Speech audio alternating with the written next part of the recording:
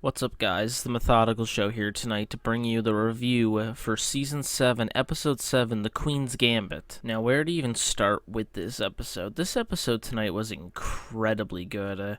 There was so many really awesome character interactions and just different types of dialogue and scenes that were just really, really well done tonight. So what we're going to do is we'll break down from beginning to end some of the most important scenes from tonight's episode. Before we get started, if you guys like the 100 and you want reviews on the rest of the season, please leave a like on this video, subscribe, it helps out the channel. Also, before getting into tonight's episode, I feel like I should point out that tonight's episode was directed by Lindsay Morgan, who plays Raven on the 100, and it was her first time directing anything, I believe, and she did an incredible job. The cast on Twitter was saying it all day, and they were tweeting out and all this praise for her first episode ever of directing anything, and it definitely lived up to the hype. It was an incredible episode, and there was so much good about tonight's episode. I can't really point out many dull scenes or anything that was particularly bad at all, or any gaping plot holes, really. Tonight's episode started off with Anders trying to convince Gabriel in the opening minutes to join Bardo and join their side of this war that he keeps mentioning that we don't really know much about at this point. He wants Gabriel on his team because he's aware through Octavia's memories, I believe, that he has about 150 years of experience studying the anomaly.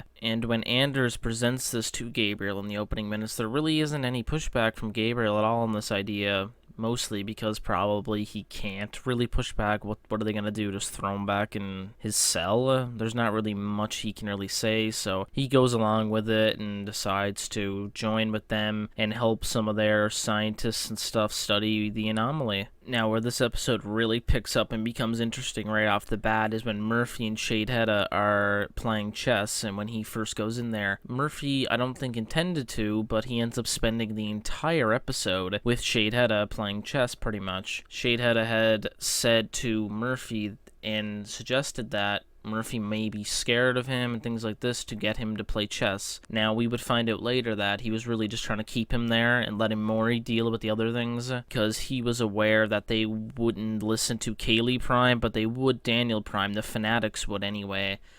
And so he knew he had to keep Murphy there the entire time while the Eliza's prisoners were going to attack. These scenes between Murphy and Sheidheda all episode were fantastic. They were some of the best stuff I think that we've seen all season this season for the 100. Both characters, I was kind of shocked at how well they bounced off each other with the witty comebacks and such. They played off each other really, really well, I thought. One of the more shocking moments of tonight is when we got to see Echo's flashback of Bellamy without a beard, which was so weird to see again, and we got to see a flashback of them on the ring. Now, this would have to take place in between the season 4 finale and the season 5 premiere, all the years they spent on the ring, and that was the moment that they got together, and it was interesting to see that. And then we see that it was coming from Echo's memory, and she's still mourning over the loss of Bellamy. And then we got Octavia comforting Echo, which is something we would have never thought we'd have ever seen at any point of the series, especially from season 5 or 6 Octavia. And I thought it was a moment that really showed how much that character has grown from the family time she spent with Hope and Dioza.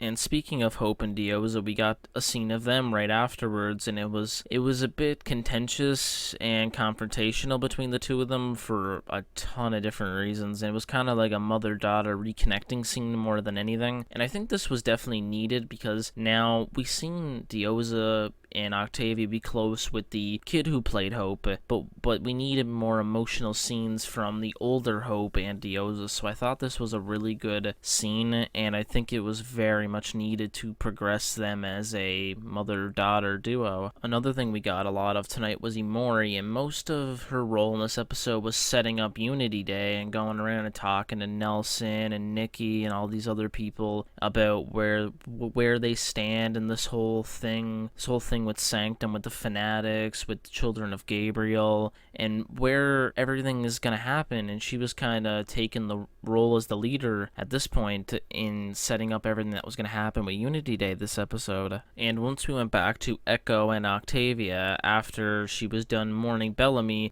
Echo had then put on a bunch of war paint and was looking, at least from Octavia's point of view, to be going absolutely insane over the laws of Bellamy at this point. Then Echo says that this is the way that they're going to get out of the prison, was to just go up to the door and just bang on it and tell them that they are ready to join them. And from Octavia's point of view, and I think from my point of view as well, this sounded insane. Like, how is that going to work? And then oddly enough, it just did work. They opened the door right away. Echo and Octavia just walked on out. No security really around them, nothing. Then they just kind of walked down the hallway. Anders showed up and he was just like, your training begins tomorrow. I was a bit confused at this point because it's like, really, these people who are clearly so far advanced and have all this technology and all this knowledge, and they're just so willing to just kind of accept people. This is clearly going to lead to another betrayal storyline as our group kind of just, yeah, we'll join you, because obviously we're going to screw you over later on. It was super obvious, and I don't know, we've seen this a lot in the series, but we've seen the betrayal storyline a lot, and this felt a little stupid because we've seen it so much. It feels like there should have been more anything done to really find out if they're going to be on their team, any type of tests, anything, and there just wasn't really anything. So I didn't really like that much, that there was nothing really to it, just, oh yeah, you can join us, that's fine. And then Unity Day began after that with Emori, and she welcomed Nelson's parents to Unity Day, who I don't even think we've had ever referenced at all. So they just kind of show up like, okay, Nelson's parents are here, his mom and dad, and they're gonna meet their son again if he decides to show up. And then after she tells them to go sit down and wait for their son, basically, we get another scene with Murphy and Sheidheda, and it turns out what we probably were expecting is that there's always an ulterior motive behind anything Sheidheda does. So as soon as Murphy realized what he was doing, he tried to get up and intimidate or something, which definitely not a survivor's move for Murphy. Very stupid. So then Sheidheda pinned him down on the table and had a chess piece at Murphy's neck and was threatening to kill him, and was basically whispering to Murphy to not make any noises or anything, or he would actually kill him. And Murphy went along because I think he understands what type of person he's really dealing with Sheidheda, and Sheidheda likes Murphy in some odd way. He likes that he's a rebel and that he'll do things that are unconventional and won't just follow along with their leader and such. So I don't know. I think that's clearly going to lead to Murphy betraying him and Sheidheda possibly actually trusting Murphy at some point. But in this scene, Murphy basically took him at his word while he was threatening to kill him and didn't make any noises and kind of just let what was going to happen at Unity Day happen. Then we went back to Unity Day and we got a shot of Nelson coming to Unity Day and being welcomed by Emori and then taken over to his parents. He was then embraced by his mother, and then his dad began to flip out and get angry and then actually put his hands on Nelson's neck and try to kill him. And then Nelson stabs him in the gut and kills his own father just like that. This all happened within like 30 seconds. It was insane. And then Nikki and the other Eliza's prisoners storm in with guns, shooting the roof to get everybody's attention. They then attack Emori, and this is basically kind of what we've been building to with the last few episodes, which is that they are going to take over. Sheidheda is probably going to take over the whole Sanctum at this point, and we'll have to see where it goes from here. But the Eliza's prisoners and Nikki seem to think that they're going to split it with the children of Gabriel, but they don't realize that Sheidheda is going to be able to take the fanatics and the grounders and get them both on his side. He'll be able to take over, which is, I think, where all the chess metaphors come from. He's going to win out over all these battling groups. Sheidheda is going to prevail over all of them. He's not going to reign for too long, I don't think, but for now, he is going to reign over Sanctum probably in the next few episodes. And that was the last we got from the Sanctum storyline for this entire episode, and I thought we made some pretty good progression. We finally got to where we knew we were really going with this whole thing, which is good, and I hope we get a satisfying conclusion to the Sanctum arc this season. But then then we went to Clarke and the team from Nakara finally coming through the anomaly when Gabriel and the others were there, and we see them finally show up. Gabriel just kind of tells them to put the guns down. They were expecting them, and everything's cool and everything's fine, and Gabriel's so with these people for some reason already.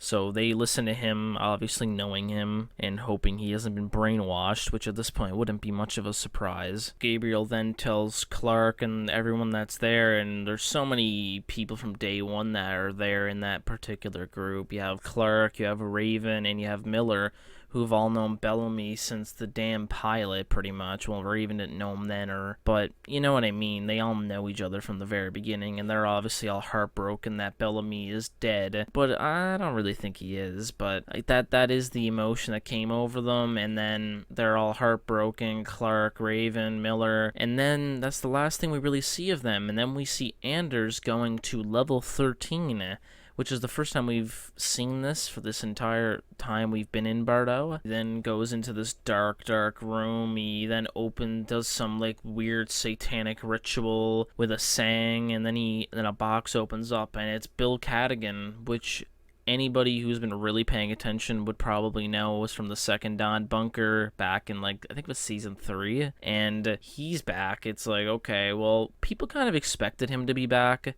because, you know, with the Phoenix, the logo, everything about this place screamed Bill Cadogan, and everything that happened in that little, like, minute-and-a-half clip. And I think this is a really cool twist. Anders not being the final, like, boss of the series, I think, is a good move, and Bill Cadogan being like the final thing that they're going to have to overcome. I like this turn. I like that Anders isn't the final one, because Anders, he's been alright so far, but he hasn't been like really that entertaining, and he isn't like a very believable villain. He's just kind of very bland, dry, and boring. Bill Cadogan's gonna bring something very interesting, knowing that we've seen him before, not for very long, but we know a little bit of his backstory. I think this is a good decision for him to be the final thing that our group is ever going to have to overcome in the 100. We see Bill get out of this cryo sleep, I guess it would be considered. He's been there for, I don't even know how the timelines would work, because the videos we saw were weeks before the bomb, so 100 years before that. We're in a different star system altogether at this point. I don't know how that original body of his would still be alive. I'm sure timelines would work out, or they wouldn't do this, obviously.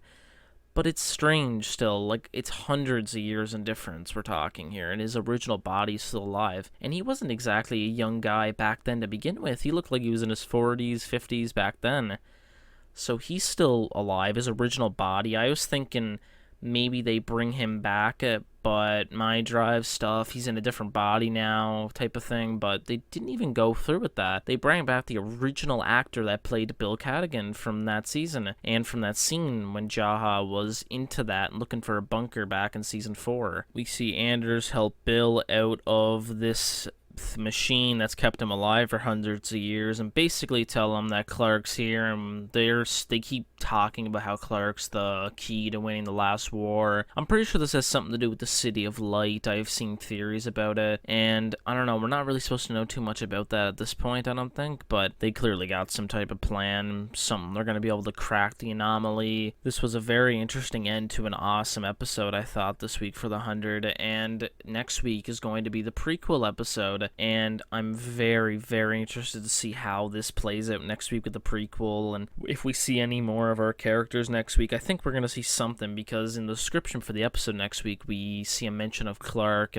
so I guess we'll see a few of them next week at least, before we get too heavy into the prequel. If you were to give this episode a rating this week, you'd have to give it like a 9.5 out of 10. It doesn't get much better than this for episodes, I don't think. There was a lot of entertainment, amazing character moments, there was a lot of progression to the overall story and arc of the season. There wasn't really much bad I could say about it, other than I didn't like how the Bardones just kind of let Octavia, Echo, Gabriel, and them just kind of join them, and they see no threat, I guess would be the counter argument to that.